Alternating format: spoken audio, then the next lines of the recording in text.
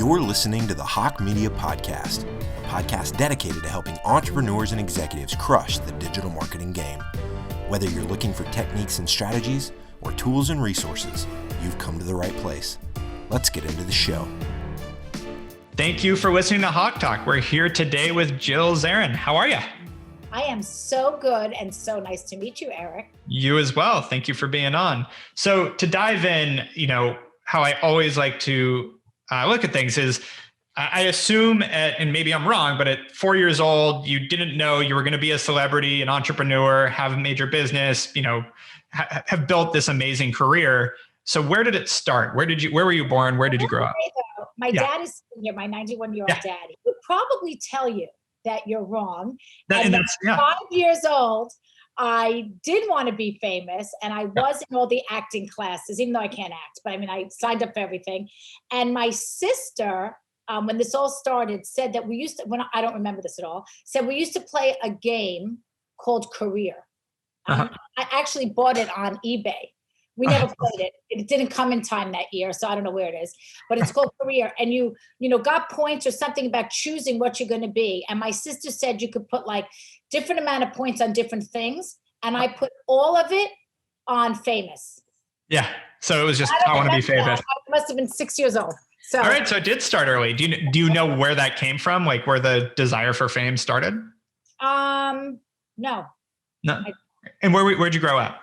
I grew up in Woodmere, Long Island, the 5 towns. You're probably too young to know. My mom's from Lawrence. No. Yep. Oh my God. She went to Lawrence High School? Yep. Wait, do you know how old's your mom? 65. She's closer to my sister's age. Yeah. That is crazy. I went to Lawrence High School. I graduated in 81. Your mom graduated in the 70s. Yeah. She had the fun years. She had the fun years. She was like Woodstock, not Woodstock, but like the She's 70s. A little young, yeah. But yeah. Studio 54 years. Oh yeah. Oh yeah. Yep. She knew all those people. Yeah. And her best friend, my godmother, Jill Oppenheimer. I don't know what Jill's maiden name was, but Jill went to Lawrence as well. I don't know her. But she lives in Hewlett now. My godmother lives in Hewlett. You live in LA. Why would I think you ever in your 30s? Oh, of course, yeah. You know the 5 towns. Yeah. Do you hear the accent now? You hear that accent? Oh yeah, no, that's why I asked. It was a little bit of leading. Where did you grow up? I grew up in a small town called Ojai, north of LA. Oh, so your mom moved out there years later. Okay, mom. Okay. Yeah, she actually won a prize on a radio show to get a free trip to California and stayed. Yeah.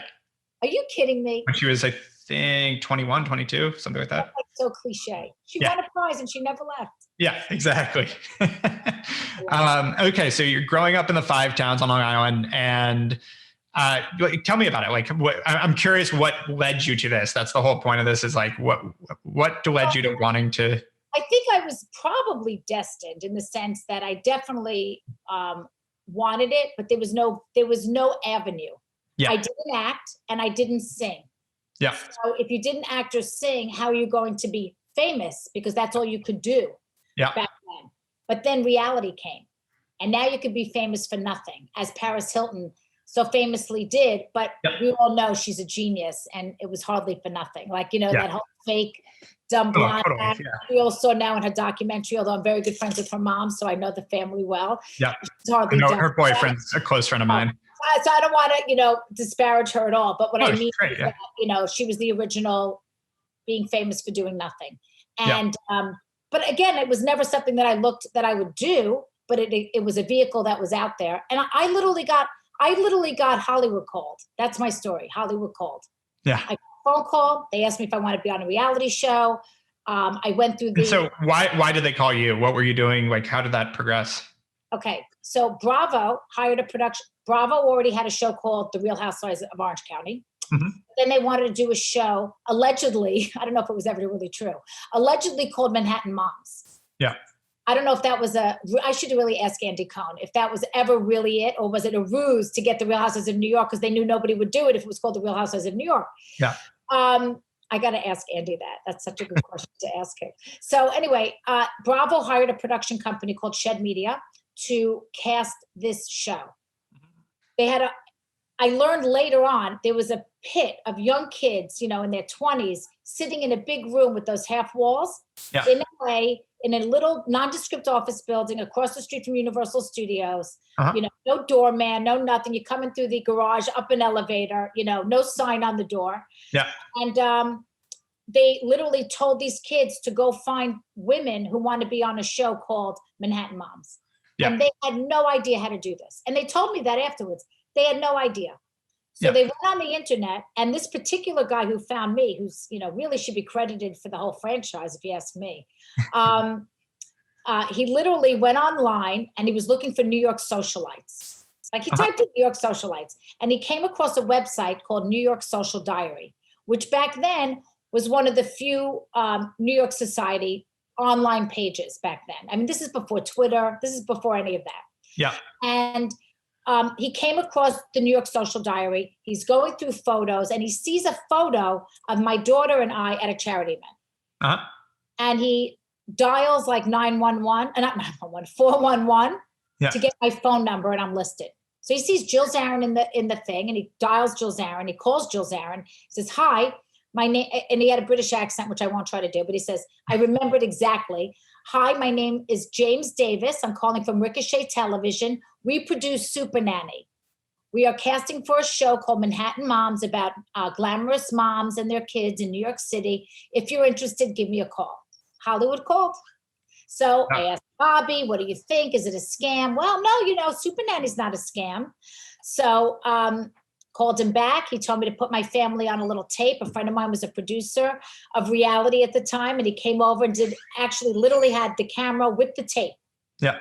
But I mailed the tape to LA. There was no, the internet was still AOL. What year was this? 2006. Okay. Yeah. I mean, AOL was still big, and there was you couldn't email a video. It was too big. It was too slow. I mean, we were still dialing up, I think, to AOL at the time. I think, I'm not 100% sure. But so I did the video, 5 minutes. "Hi, my name's Jill Zarin. This is my husband, Bobby. This is Allie and my little dog, Ginger. And she goes to private school, and I work with my husband in his family business, blah, blah, blah." They liked it.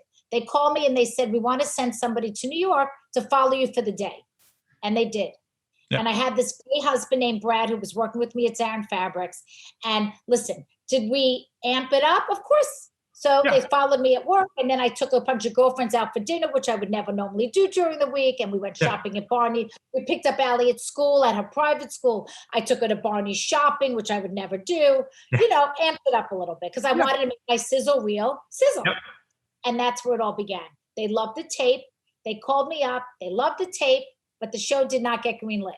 They had greenlit a different show that they were working on about like heavy people losing weight. That was the show that they got greenlit, not our show. Yeah. So that was it.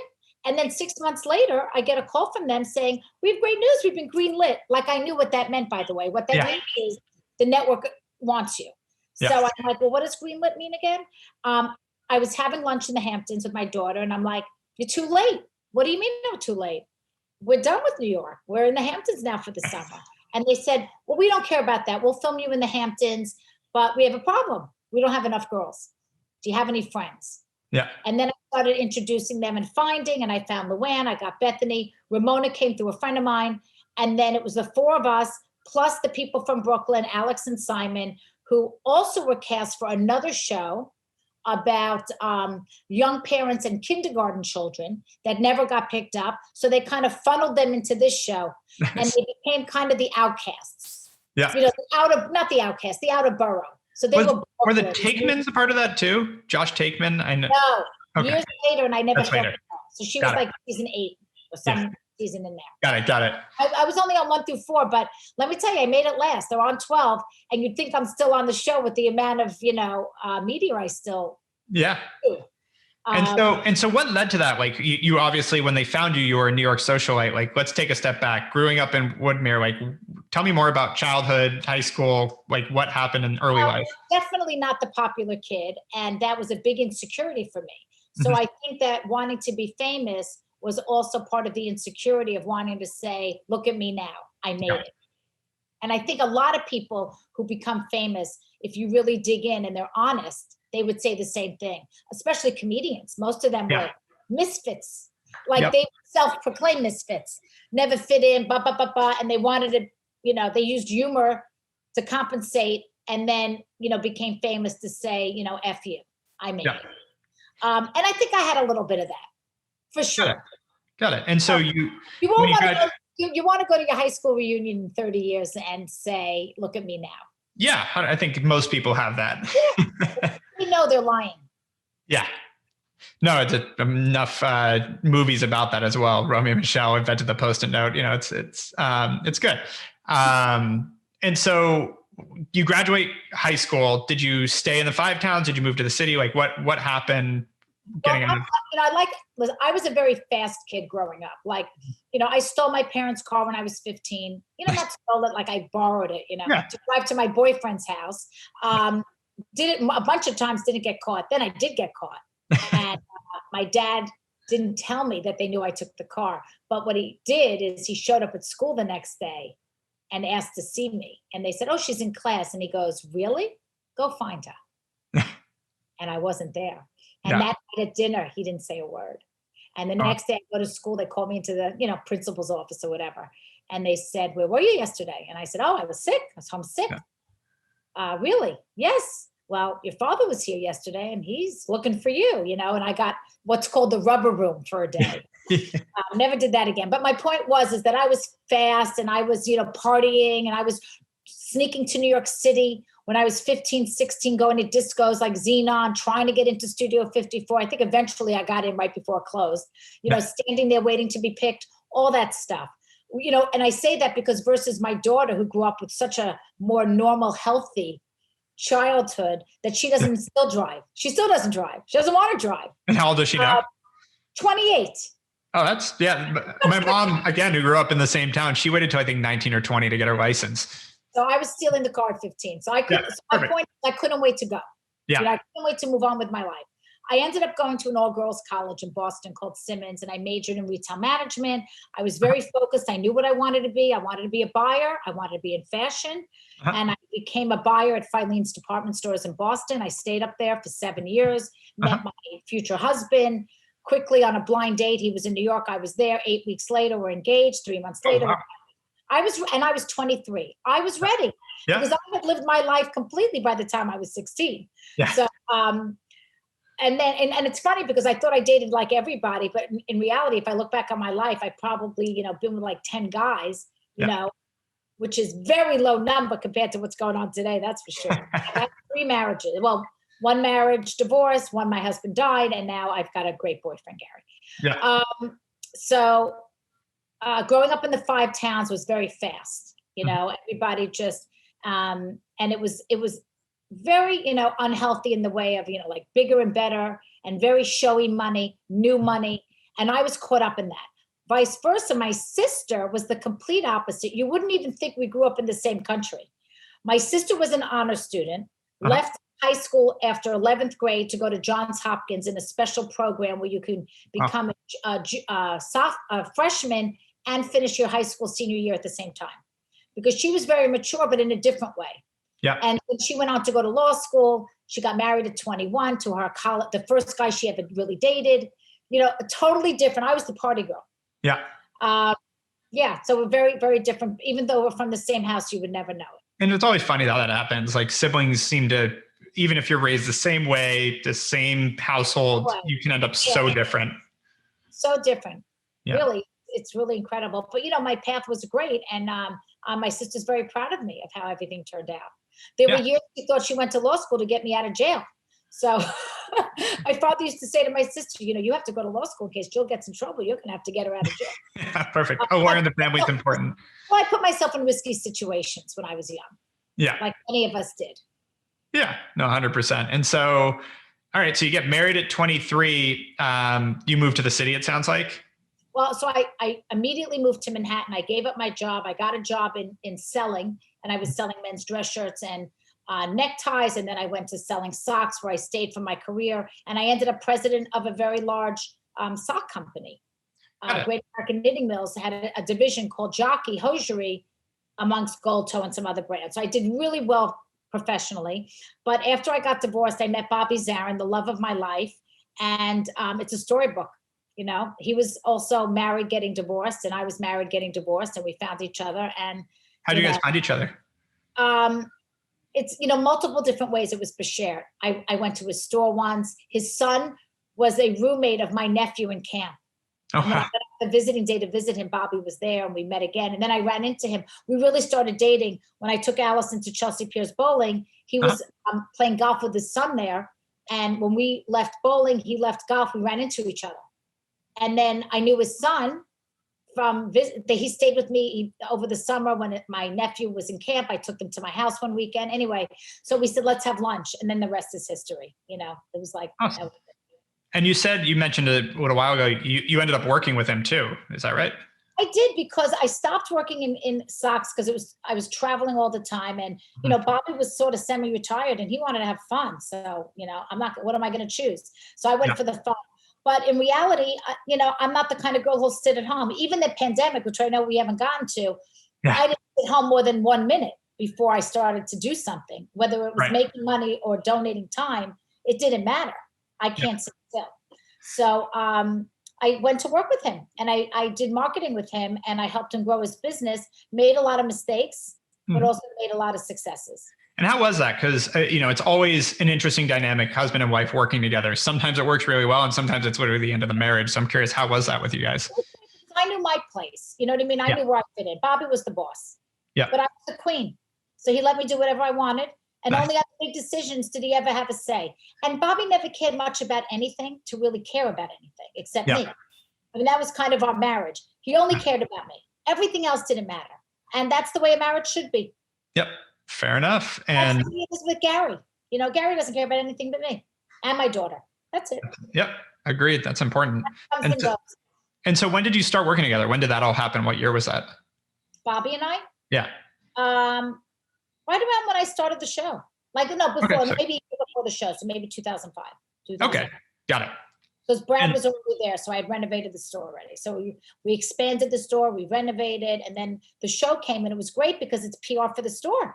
Right. I mean, people still email me, I'm coming to New York from London and I'm going to come by and say hi. I'm like, I haven't been in Zarin Fabrics in 7 years. So I was going to say, you were on the show, 06 to 2010? Is there filmed in 06? Like that, 4 years. And during that time, were you still working really hard on the store and on the fabric company, or were you really focused more on the show? Once I did the show, you can't do both. It's a full-time job. Yeah. And you try to, certainly in the beginning, because we didn't know anything, but it takes up so much amount of time. And even when you're not filming anymore, you're promoting the show, you're doing press, and then you become a brand. And if you're smart, you take advantage of the press. Listen, licensing, I've had it all. I've had jewelry, I've had bedding. I started a line called Squeeze Couture, which was in every department store. Now my rug line, I'll do 8 figures this year in rugs, which is unheard of, it's a license. And then I started, Jill and Allie masks.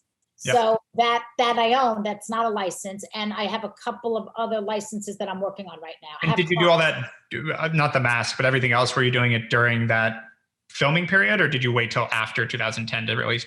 Oh, no, during filming. You did. Great.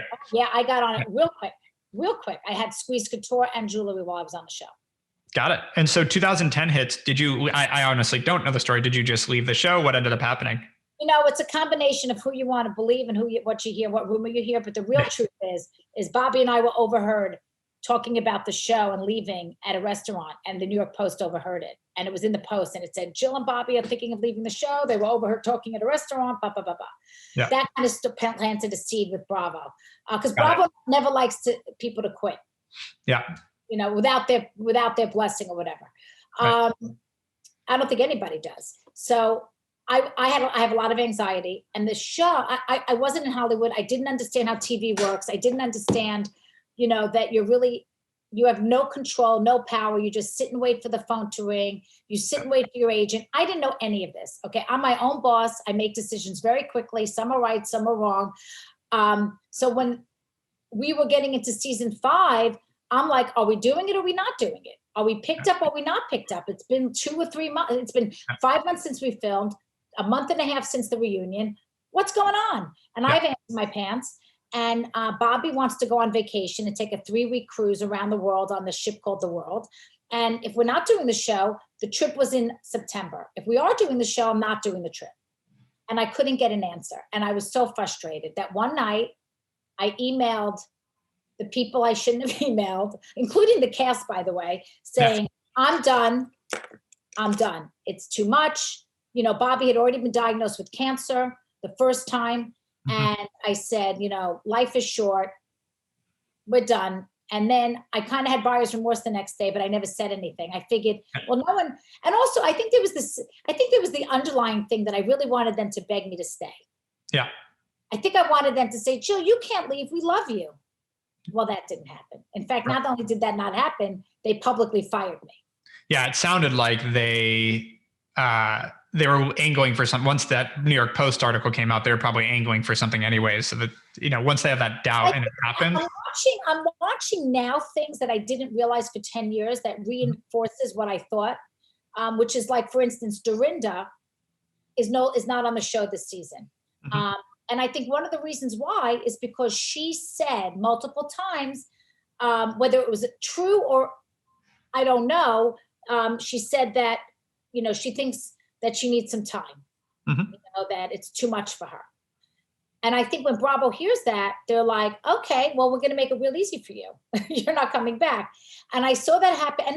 And she may go back next year. I don't know. I'm just saying that they heard it and they acted on it. And they did that with somebody else. And I can't remember who, where they kind of said, you know, it's too much for me, whatever. And I think they felt like me. They wanted to be like, please stay.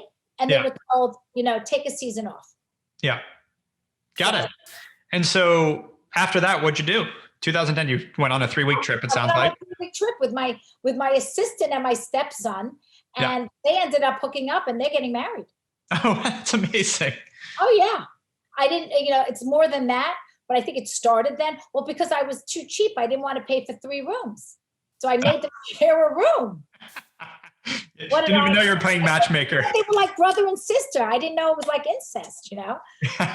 Anyway, very happy for them. And they seem to be very happy. But they kept it secret from me for a while. So that was kind of annoying. Yeah, that's kind of fair enough. And so what happened so give me the past decade. So 2010 to 2020, what were you doing? What was going on? You know, my husband got sick. He got sicker and sicker. So there was some good years. And then he started, and a lot of our time was taken up with, you know, a lot of medical, going to doctors, you know, having treatments, getting worse, getting better, getting worse. You know, it's all encompassing. He suffered cancer for 7 years. He was diagnosed 10 years before, but really it started with like the last 5 years and really bad the last 18 months. So, you know, when I think back to that time, what did I do? A lot of it was that, but we traveled. Yeah. We went on a private plane around the world with 20 other couples through exclusive resorts for 3 weeks, trip of a lifetime to Asia. I can't tell you how many trips we made. I mean, that was like a highlight. We went on another exclusive resorts is a private membership club that we belong to, and they have these exotic, crazy trips. We pretty much went everywhere, but the only place we didn't get to that I wanted to go was Africa. We never made it on a safari, but we did make it to Antarctica. That's awesome. That's on my list. Right? Yeah. Oh, and it should be. We could talk about that later. I would say our honeymoon, my wife and my honeymoon was Africa, was Kenya and Tanzania. Highly recommend it. I know. I would do it now with the pandemic. I'm sure there's nobody traveling. We just signed up to go to Rwanda in June, hoping that it's good by then. In the gorillas? Yeah, exactly. Oh my God. That's a little dangerous. I wanted to do it, but I didn't think Bobby was physically up to it. And that's why we're doing it now as pre-kids and all that. We're like, let's just go. We got to get it out. Let's get it out of the way when we have no one else relying on us. You're gonna get stuff. You should join exclusive resorts. It's great. Yeah. Yes. But we went to Australia. We went to the Great Barrier Reef. I mean, we really traveled heavily. We had a beautiful house in the Hamptons. We bought an apartment in Miami. We have a house in Boca. We lived in the city. We have a great life. We had a great life. We really did. And he left me a great life. He did. When he left, he made sure that I was okay and that I'd be okay. And, but, you know, my parents brought me up, and I'm sure your mother would tell you this. I think it was sort of the generation, you know, that they taught us how to make our own living. Like girls of our generation were taught to work and to be able to take care of themselves and not depend on anybody. Yeah. And that's how I grew up. So my sister's a lawyer and I'm a business person, but I mean, I will always be able to make a living. If you strip me down, take it all away, I can still make a living tomorrow because I have a brain. Which gives you, there's so much confidence in that and comfort. Like, it's like, it really helps you just sleep a little easier that, like, I'm not relying on this. I can always make something again. I had a boss once who I hated, but he gave me one piece of advice, and it was true. He said, the one thing that you can give your kids is an education, because it's something they can really never get again. And money can't, money can buy, but it's like the one thing that you can't take away is their education. Yep. So I remembered that. And I don't know, it had an impact on me so many times, but Allison went to private school in New York City. And then she graduated from Vanderbilt. She got a master's at Sotheby's in London in art history, contemporary art. She never thought she'd be doing retail, online, selling masks for a living. That I could tell you. But she loves it. And now we're pivoting from masks to sweatsuits and candles and, things that are tie-dye that are very much our DNA of the brand. Well, and also, I mean, your guys are going down every angle of what people want right now. Like, it's getting colder. Everyone's at home. Like, I've seen it a few times. I'm included. Like, I've worn jeans maybe a handful of times the past 9 months, because why would I get up and do that? Like, and the first month of this, go ahead. We have a sweatsuit that has a built-in mask. Yeah, and that's great. With a built-in mask. You see so many people doing, pulling their shirt up over their, like, that's great. Really with ear loops.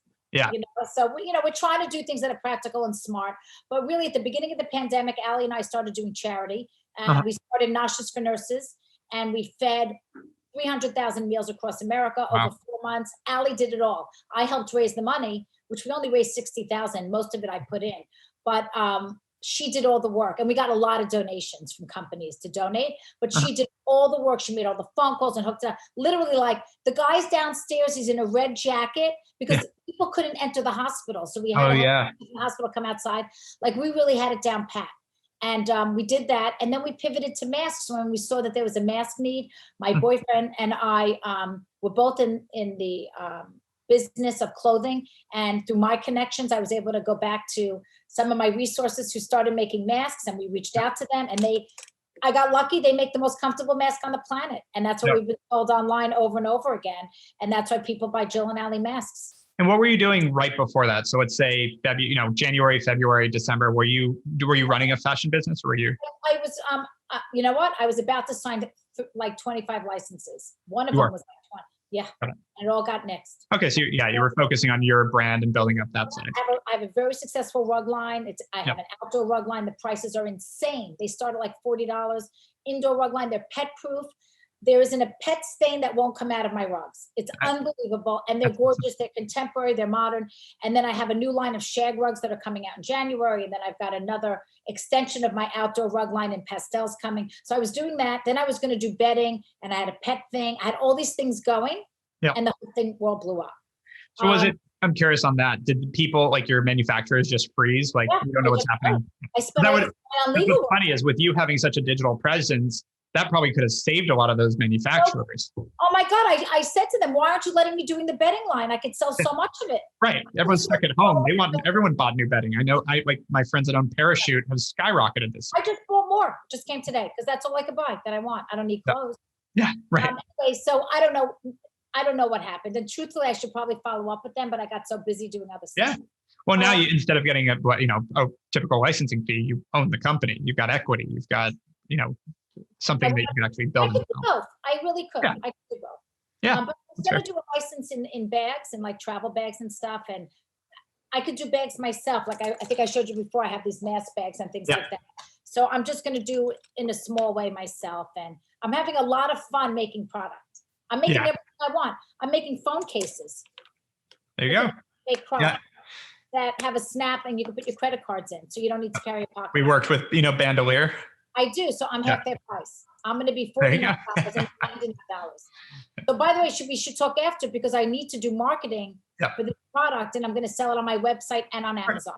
Yeah. Smart. No, I mean, this is really, so I guess what you obviously have made, for lack of a better word, enough money. So it doesn't seem like the income is what drives you. Like, what drives you to, like, when you saw this happening? I get the charitable side, but then what drove you to be like, I'm going to make a mask company. I'm going to go do this. Like, you don't need to. So what is that? My daughter. Got it. She needed to do something. I wasn't going to let her sit home eating bonbons. and, wasting her brain, because I did spend $1 million on her education after all, which I like to remind her every day. Although now my mission with her is I wanted to apply to Harvard Business School. That's my new mission. She doesn't want to go. I said, but I want you to go. So I want to at some point it becomes that. I just signed up, actually. I'm doing what's called their OPM program, which is like owners presidents program. Are you doing the one where you go there or the one online? The one that you go there for 3 weeks. 3 weeks or 3 months? It's 3 weeks every year and a half, I think, or every year. No, it's 3 weeks every 6 months for 3 years. How hard was it to get in? Was it hard? Not really. No, I think you'd be fine. I think you just have to have a qualifying business. That's what I want to do. I want to go for 3 weeks and learn. I can introduce you. I haven't done it yet. And I'm hoping my first session's in May. I'm hoping we can be in person because I don't really want to do it online. I was going to sign up for a class online because the teachers online are the same teachers in class. Yeah, they have tons of education online. It's the network and the people in the course too. I think it's super interesting. And I'm such a people person. I would do great in that. Exactly. Yeah, I'm the same way. I really love meeting other people doing interesting things and getting people like this is, I think, important in general for people listening. Like going to places where other people are looking to grow themselves and build and are not done, so to speak, is such a great way to meet other people that can motivate you, educate you, open doors for you, because there's a lot of organizations like that, whether it's YPO, et cetera, that by nature, the people you're going to meet are, So I aged out. I could have joined like when I was like 48, but I let my stepson join because we only one person in the company. Yep. And I asked him one thing. I said, invite us on the trips because we'll pay for them, but we want to go. And he never did. Oh, he still could. No, he won't. However, my daughter now qualifies for YPO. Big time. She should. I know a lot of New York YPO, or I guess you guys are in Boca right now, but I know a lot of New York YPO. So I actually just reached out to a friend of mine who I got into YPO to reach back and tell him to find me someone in Florida for her to hook up. Oh, I know. I have my friends in Boca that's in the YPO chapter there. Oh, would you please do that today? Yeah. And I'll talk to him because I really want to. I was texting him this morning. Oh, fantastic. Because Allison needs to, her education wasn't entrepreneurial. Yeah. No, that makes sense. She needs a little bit, she needs to find mentors. Like my mentor is the former president of Macy's. Every day I send him my Shopify sales, I send him my marketing plan, and I ask him advice. And it creates accountability too, right? It helps you. Absolutely. You're accountable to someone else other than yourself, which is so important for entrepreneurs to find that person that keeps you. He made us do in order for me to take, for him to do it, because he's bored now, right? Because he was running a big company, now he's bored. He's playing golf, but he's bored. Yeah. So he says to me, "What's your sales plan?" And we gave him a number for the month. He says, "No. What's your daily sales plan from now till the end of the year?" We didn't have one. Wow. Now we do. Yeah. So it's all made up because we sell masks. There's no history. We have nothing to go by. But you know what? It's a plan. When you start managing to it. Yep. Yeah, but and it makes you focus on certain things. So having a mentor. So your show is about people learning. Having a mentor. Never say no to anything unless it's illegal. Never say no to anything because you never know where that yes is going to go. No, that is so important. My partner talks about me that way all the time. When we first started, I'd take every phone call, go to every event, say yes to everything. It became I think that's a really important piece of advice because you never know where that opportunity is going to come from. Never, unless it's illegal. And that's I agree with that. I think that's a good asterisk. Not even joking. No, I know. Yeah. I totally agree. If you're an entrepreneur, you're going to get offered illegal stuff to do. It's going to happen. The amount of times I've been offered insider line of doing now in the stock market, it's very clear what's legal and not legal, but graft and things like that in our business, paying people to, cheating, like on Amazon is a perfect example. I heard that there are companies that can help you get likes, but if you do that and you get caught, you're thrown off. Yep. Don't do anything illegal. Yeah. And I think on that note, because what you just said, focus on things that are sustainable, scalable, repeatable, because it's exactly that. The people that look for shortcuts that end up in trouble, and that whether it's, SEO shortcuts and black hat SEO that people do, or the Amazon review stuff. That never happened to me. Yeah. I don't even know what that means. No, it's building great product and giving it to your customers, what should matter, product or service. And packaging, we're really into the delivery to the customer. And I spend a lot more money than I could or should, to be honest. Like I put stickers on things that cost money. Mm-hmm. Because I want the experience to be so great that the next time I send an email to you, you open it. Yep. That's my thing. And by the way, we have an incredible, I don't know if you've gone behind the scenes of our Google Analytics, but you should look at them. Incredible. Our repeat customers, like 6% or like really high numbers is what I've been told. Yeah, no. And that, I mean, that is what matters. I mean, at the end of the day, if you have to buy every customer and every sale you make by doing marketing, you're not going to have a sustainable business. So you have to have a good customer experience. You have to have a good product. That's what actually makes these businesses grow. And if you're in it for the long haul. I think you guys were getting a 6 to 8 times return on our Facebook ads, which is good, right? Yeah, no, that's great. As long as you have good margins, which you do. So, which we do. Yeah. But they can easily go away. Yeah. With expenses that you shouldn't be spending money on, and in business, you try things, like we talked about trying something before, that's going to cost money. If it works, it's a win. If it doesn't, it goes right out of your profit. Yep. Yeah. I was going to say, you have to take those risks, because if not, you just sustaining in a business is dying. You're going to slowly die if you don't continue to find new ways to innovate and build. You know what it reminds me of? Sitting at the blackjack table and playing $25 the entire night. Yeah, if you exactly. 25 the entire night, you will go broke no matter how many runs you get. Yeah. You have to either up it or down it. Yeah. You can't just do what you're doing. It's the best analogy, really. Yeah, no, that's fair. So keep on doing the same thing. Slowly bleed. Right? Yeah. Is that a good analogy? Yeah. No, one of my favorite things to do when I was younger in Vegas was to play the really cheap table and just live off free drinks. That works. The dollar table. Just. I'm a gambler because I'm a scared player. Yeah, and my grandfather, he's from Brooklyn, owned the Brooklyn meat market and lost it all in sports betting in the 70s. His best friend growing up was Paul Castellano. So none of his debts got called in until John Gotti shot Paul, and then all his debts got called in by the mob once John Gotti took over. So my grandfather lost everything. He lived, but lost everything. Yeah. Well, they took his business, they took everything. So, no. I wasn't even alive then, and he passed away. But the way they talk about it, it was crazy at the time. But what a story! What a life! They lived really well for a very long time, and then once the kids were out, that's when everything went. Yeah. Well, and gambling tens of millions of dollars with the mafia is probably not the best way to live your life. But yeah. So I'm curious. What's that? He had fun. He was in Goodfellas. Oh yeah, he had a blast. Yeah, I hear the stories. I was young when he passed, but I hear a lot of great stories about the guy.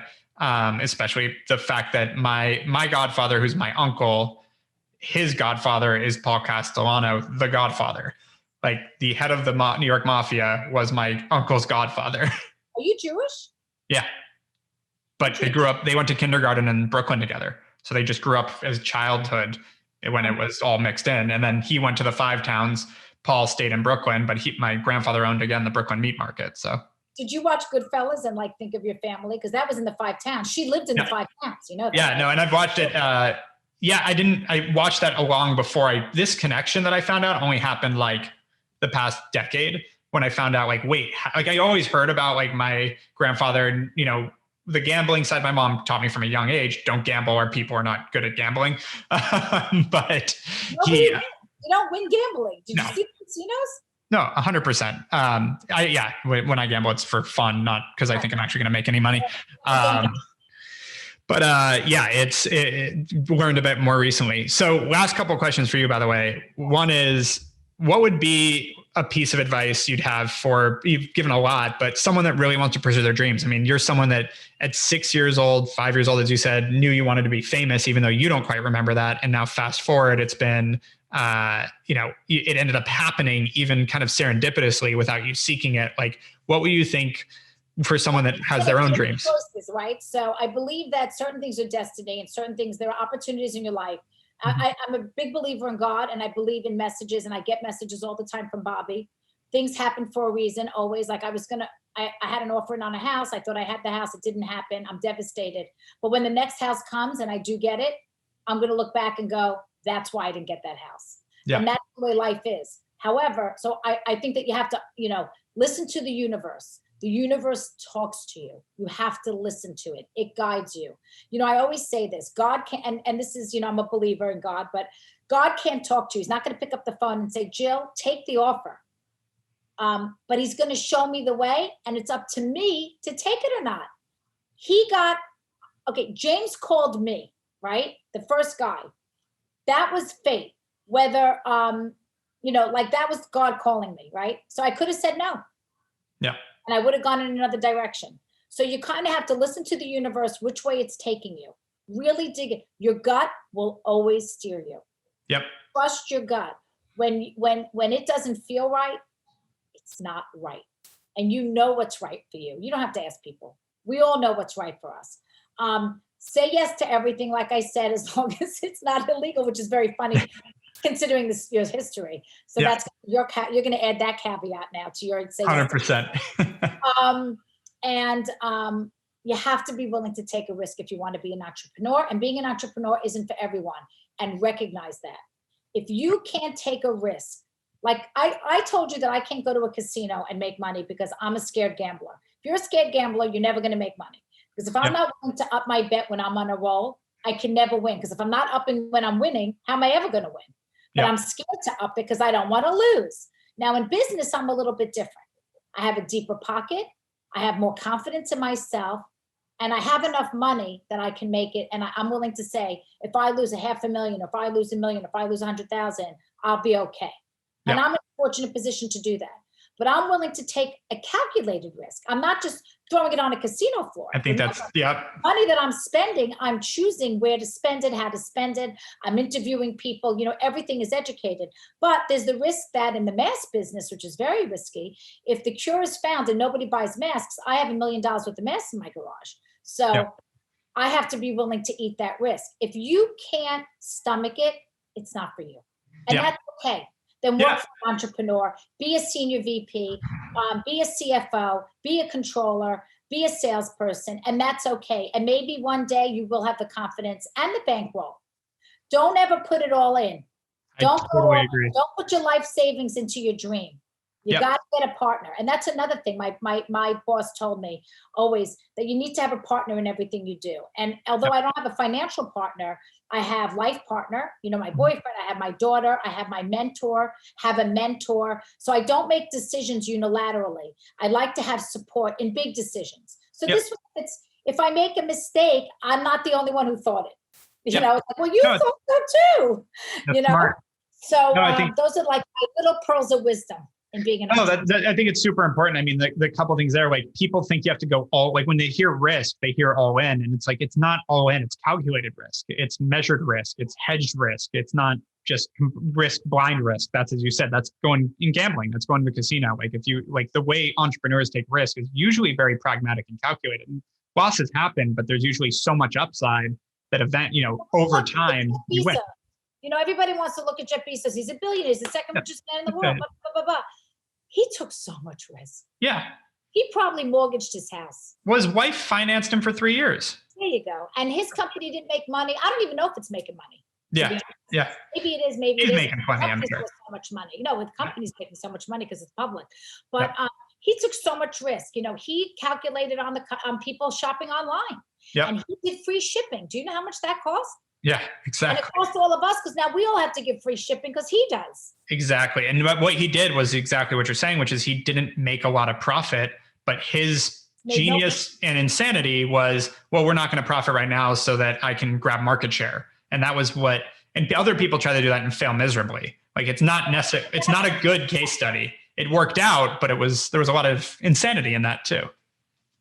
There is, but he was using other people's money by that point. Right. Exactly. I'm talking about like in the beginning, or when you look at like Apple, the founder of Apple, when he started, all the risks that he took. Yeah. And that, another piece of advice I would give is read before you get started, read as many business books as you can from books that have been proven to be successful for a lot of people. Read biographies. If you want to go in the car business, then read Lee Iacocca's biography, even if it is 20 years old. There's lessons to be learned. If you want to be in the internet, read Zappos' book. Read, any of these books. And listen, I wish I had time to read them all. I've read a few, or I skimmed a few. Podcasts like this, amazing. You're sitting in the car, listen to books online. Yeah. Well, let me tell you, there's a lot of wisdom in those books. They write those books because they want to teach you their lessons, what they did right and wrong. So don't ignore it. again, the messages, right? So you're listening to this podcast today. I'm giving you messages. You could listen or you could ignore. Yeah. If I were you, I'd go online now and buy a book. Maybe you have a book to recommend that you think is really good for people listening to your show. Funny enough, one of my favorite books that nobody knows, so I always like going to it, is Appetite for Self-Destruction by Steve Knopper, Rolling Stone author. It's all about the music industry's appetite for self-destruction. They consistently don't adapt with the times, don't innovate, don't want to change, and then someone else eats their lunch. Apple owns iTunes, Spotify, tech company. Why didn't Universal Music do that? Why didn't Warner Music do that? It's there, and this is not one time. This happened throughout the past century, and it's a whole book about that I read when I first graduated college. And it's always been in the back of my mind of like, you have to watch your business, your industry, and the disruption that's coming. Appetite for Self-Destruction by Steve Knopper. And so it's funny. Last week, I brought it up again, and I was like, I wonder who that author, what he's doing now. Why don't you get him on your show? So I just reached out to him. I'm talking to him on Thursday. Oh. Yeah. Like, find your favorite books and get those authors on here. Like my daughter can tell you, she's a big reader. My biggest challenge, so like, what are my character flaws? And it's not even a character flaw. My biggest problem is I don't read fast. Yeah. Business, it's a big down problem because I can't skim quickly. I get so many emails and text messages, I can't get through them. My daughter, she's and you know what? She digests it all. And you know why? Because I sent her to a place called Super Camp at Stanford University when she was like 11 years old, and they taught her how to speed read. Nice. I knew what I was doing for her. I saved her life. That's why she did so well in school, because she could read faster than everyone else. So I would say, if you're young, learn how to speed read. Yep. That's smart. Because especially with the internet and all this data all the time, how do you digest all these reports? Yeah. And that's another thing, skills. I don't hire anyone without skills. I mean, I do, but they don't get paid well. Yeah. The only people who get paid well are people who know how to use Illustrator. And I'm talking about, I'm on the internet. Yeah. Of course. Shopify, internet, ads. Like, I need people who are technical. Yeah. Who can do Illustrator and photo. If you don't know how to use the internet, if you don't know how to use programs, you're really useless going forward. Yeah. I'm outdated, but I'm an owner. I have money already. But if I was young, I wouldn't be employed. Right. And I think the key is the ability to learn, because these things change so fast. You just got to be able to roll your sleeves up and learn new things. So the value of your company is your tech, is your knowledge of all the stuff we're talking about behind the scenes. Yep, exactly. Which has to always change. So last question for me. What's next? What do you see in the future? I think I'm going to start a mass club. I think that's a good idea. I think I'm going to start a mass club. I wish I knew. I mean, the one thing that just eats at me every day that I don't, so what don't I sleep about? Mm-hmm. I don't sleep because I know masks are going to end. I hope they do, because for all of us, I don't think they're going to end completely, but once the cures start to come, people will buy less and less masks and jewelry. It won't become part of their life as much. Even though they have to do it, they won't care about, fashion. Sure. So we're really gearing up to try other things. I'm doing candles. We're going to do sweatsuits, loungewear and all this stuff. Yep. But, much bigger financial investment. Investing in masks for me was a low price. Now, if I'm buying clothing and I have to buy 1,000 units, I'm buying, $60,000 for one SKU. That's money for me. Well, and you have sizing problems. You have all of it. Masks are one size fits all. Yep. So that's going to be a challenge for me. You know what I mean? How to pivot. I want to do jewelry, but there's a lot of jewelry out there. So it's always, so that's what I don't sleep about at night. So we do have a lot of products coming. Like I said, I did a mask bed, I did a phone case. Not that I'm hitting anything against the wall. I'm hitting things against the wall that I need and I like. Yep. Smart. And that's where I'm starting. Yeah. Being your own customer is not a bad thing. Smart. Well, Jill, thank you so much for being on HawkeTalk. This was awesome. Interview. You've been listening to the Hawke Media Podcast. To ensure that you never miss an episode, make sure to subscribe to the show on iTunes or your favorite podcast player. Thank you so much for listening. Until next time.